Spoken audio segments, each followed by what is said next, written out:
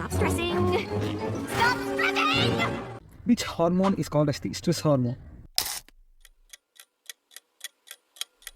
The answer is the cortisol hormone.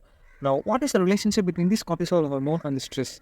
For example, I tell one scenario. When our human body undergo any stressful condition, our sympathetic system will get activated. This sympathetic system sends the signals to the limbic system, and the limbic system in turn activates your hypothalamus, and this hypothalamus will now activates the pituitary gland, and this pituitary gland releases the ACTH hormone called adrenocorticotropic trophic hormone. This ACTH hormone will travel through the bloodstream and reaches the adrenal cortex and stimulates the adrenal cortex to release a glucocorticoid that is called cortisol hormone.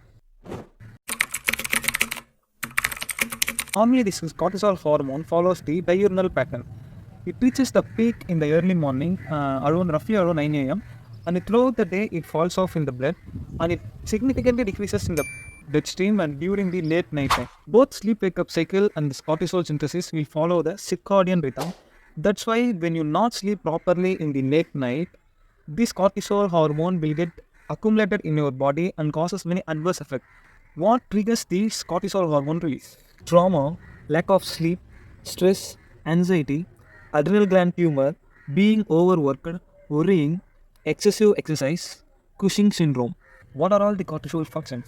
Cortisol sensitizes our blood vessels and heart to the adrenaline. Thus, it increases the heart rate and increases the blood pressure. Cortisol hormone will cause many metabolic changes in our body. First, let me see about protein. In muscle, it causes proteolysis and it increases the free amino acids. And these free amino acids will available for the gluconeogenesis. In turn, the glucose level will get increased in our blood. In acute increases in the cortisol level, it causes the lipolysis in our body. But in chronic increases in the cortisol level, it causes the lipogenesis, in turn leads to the weight gain and the obesity. It also causes an anti-inflammatory action by decreasing the prostaglandin synthesis. It has an anti-allergic action also by decreasing the eosinophilic blood cell count. It also has suppresses an immune system by decreasing the lymphocyte count. It also activates the osteoclast.